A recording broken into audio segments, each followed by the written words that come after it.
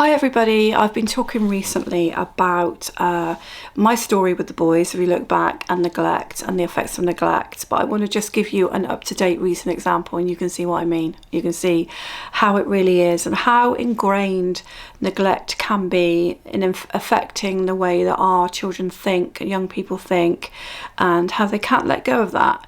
When my boys were younger, they came to us highly neglected from every angle. Food was a massive issue. I think they had been, pretty much starved, and there are records there of them rummaging in bins and stuff like that. So it was pretty bad, and they looked very, very, very, very thin.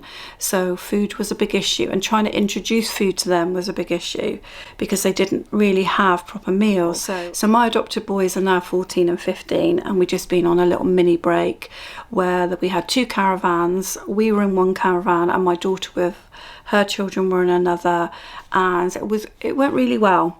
Overall, it went really well. I just want to say it went really well. And my boys were interacting really well with the younger children. We were sharing stuff between the caravans a little bit of food being shared. They were coming and doing some games with us from time to time. It wasn't too much, it wasn't intense. And then the chocolate spread comes out, which is my younger son's absolute favourite, to the point of I might have to start not buying it because of the amount he gets through, okay? Or not buying it so often. Now, it was a big jar. We were only there for 4 days. We'd been giving out a little bit of food and he'd questioned that, but he was accepting it. But then he had chocolate spread on toast and my grandson saw that and he wanted some. So I said, yeah, of course, we've got plenty. Gave him that. After that, everything changed. My younger son got quite negative about the younger children. I thought, this is a bit odd.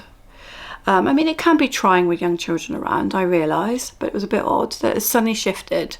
And then it all comes out. Why does he have to have the chocolate spread? So I said, well, don't worry about it. We've only got 4 days. We've got a big jar. If we run out, I'll just get some more. He dropped it. He brought it up again a bit later. I don't think that this is, our caravan, our food. I don't think we need to share it. I said, but you've been sharing other food. So what's different about this? I just don't think they should come in and have a chocolate spread. And this goes on and on and on for 2 days. 2 days. And it didn't matter how I came at it. So I come at it, look, it's fine, we have enough. Why can't they have that in particular? And it's because it's his absolute favourite and it's just tugging on that trigger. It's just triggering him, isn't it? That it's going to go. It's not going to be there for him. He's not going to be satisfied. That feeling of hunger, lack of satisfaction that he had when he was a tiny, tiny little boy is flooding him. It's flooding him and he can't understand it.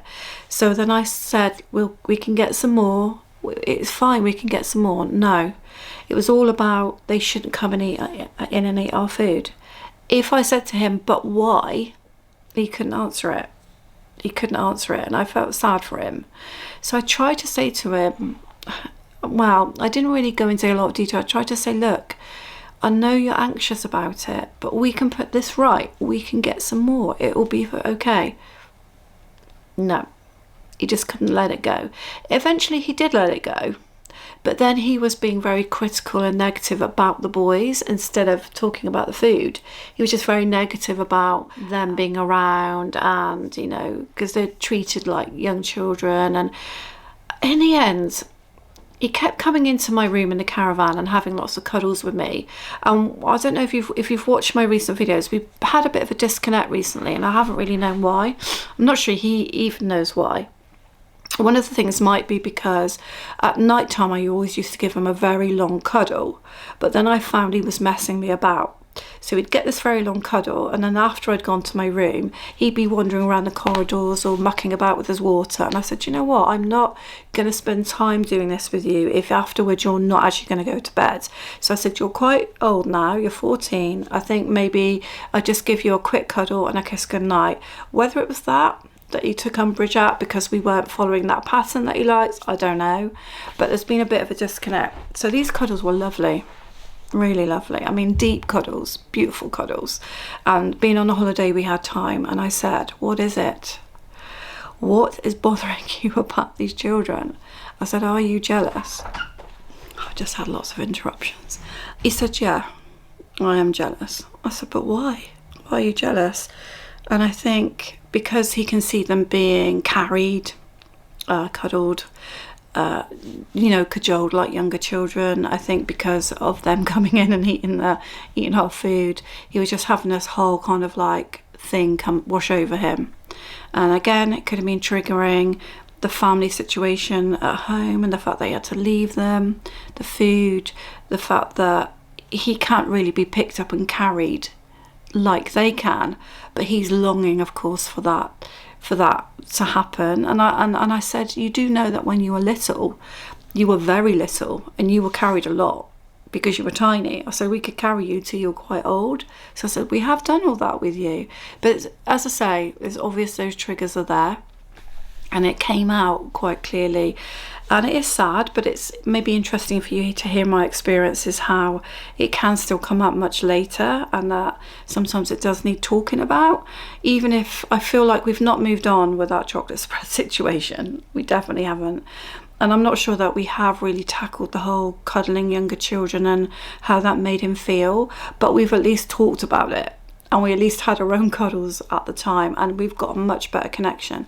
And you might want to see that this here is how we're going to keep the connection for a lot longer, because this is the challenge from that caravan park. Who can keep this on the longest? So if I keep it on the longest, he does a day of chores. If he keeps it on the longest, he gets £10 from me. So we've got our connection kind of lasting, which is quite sweet, isn't it? So yeah, I'll see you on Fly Little Birds. My next few videos are going to be some reviews of some amazing books that I have, and I'm going to do some honest reviews for you so that you can really think about whether you might want to get those books. And I don't think they're released yet. They might be, but if they are, they're very newly released because they've just been sent to me to review. So I'll see you on the channel soon. Thank you.